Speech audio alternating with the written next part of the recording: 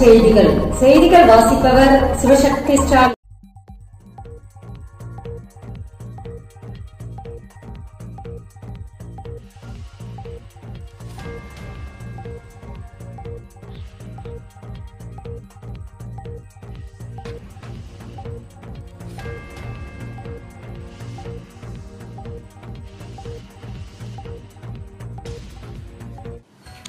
Dead தேர்ச்சி பெறாத ஆசிரியர்கள் விவரம் சேகரிப்பு ஏன்?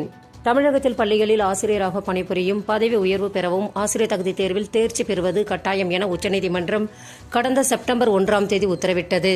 அதில் 5 ஆண்டுகளில் ஓய்வு பெறவுள்ள ஆசிரியருக்கு மட்டும் விலக்கு தரப்பட்டன. மற்றவர்கள் 2 ஆண்டுகளில் டெட் தேர்ச்சி பெற வேண்டும், இல்லையெனில் கட்டாய ஓய்வு வழங்கும்படி தெரிவித்திருந்தது. இந்நிலையில் இது தொடர்பாக மத்திய கல்வி அமைச்சகம் தமிழக பள்ளிக்கல்வித்துறைக்கு அனுப்பியுள்ள கடிதத்தில் ஏற்கனவே பணியிலுள்ள ஆசிரியர்களிடம் டெட் தேர்ச்சி பெற சொல்வது அவர்களுக்கு மன ரீதியான பாதிப்பையும் நிதி பாதுகாப்பின்மையையும் ஏற்படுத்தும் என்று கோரிக்கைகள் வந்துள்ளன. அதன்படி ஆசிரியர்களின் வயது, பணியில் சேர்ந்த காலம் ஆகியவற்றில் படிவத்தில் பூர்த்தி செய்ய வேண்டும். மேலும் பாதிக்கப்பட்ட ஆசிரியர்களுக்கு நிவாரணம் தரக்கூடிய வழிகள் மற்றும் சட்ட ரீதியான கருத்துக்களை தெரிவிக்க வேண்டும் என கூறப்பட்டுள்ளது. லேப்டாப்பில் முதல்வர் மு.க. ஸ்டாலின் படத்தை நீக்கினால் நோ வாரண்டி. தமிழ்நாடு அரசு அண்மையில் கல்லூரி மாணவர்களுக்கு இலவச லேப்டாப்புகளை வழங்கியது. இதில் முதலமைச்சர் மு.க. ஸ்டாலின் மற்றும் எக்ஸ் மினிஸ்டர் கருணாநிதியின் போட்டோக்கள் இடம்பெற்றிருந்தன.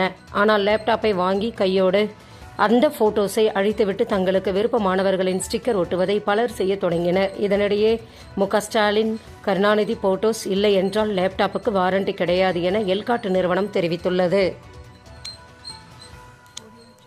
டெட் தேர்ச்சி பெறாத ஆசிரியர்களின் நிலை குறித்து விவரம் சேகரிக்க மத்திய அரசு உத்தரவு. உச்சநீதிமன்ற தீர்ப்பின் தாக்கத்தால் தமிழக அரசு நடவடிக்கை. ஆசிரியர் தகுதி தேர்வு தேர்ச்சி பெறாத ஆசிரியர்களின் நிலை குறித்து விவரங்களை சேகரிக்க மத்திய அரசு உத்தரவிட்டுள்ளன. 5 ஆண்டுகளுக்கு மேல் பணியில் இருப்பவர்கள் 2010 RTE சட்டம் வருவதற்கு முன்பு பணியில் சேர்ந்திருந்தாலும் இன்னும் 5 ஆண்டுகளுக்கு மேல் பணி உள்ள ஆசிரியர்கள் 2 ஆண்டுகளுக்குள் டெட் தேர்ச்சி பெற வேண்டும். தமிழக அரசின் நடவடிக்கை. அரசு செயலாளர் தொடக்க கல்வி இயக்குநருக்கு பிறப்பித்த உத்தரவு. இந்த தீர்ப்பினால் தமிழ்நாட்டில் பாதிக்கப்படக்கூடிய ஆசிரியர்களின் துல்லியமான எண்ணிக்கை கணக்கிட வேண்டும்.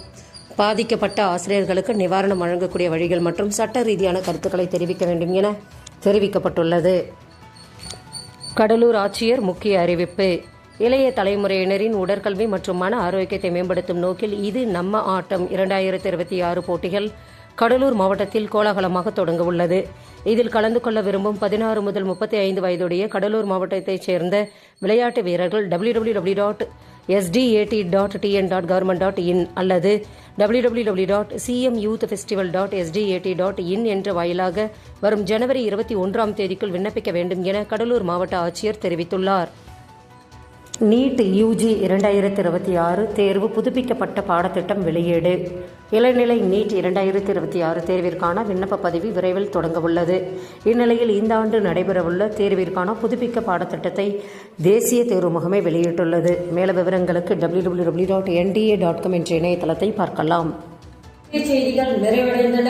வணக்கம்.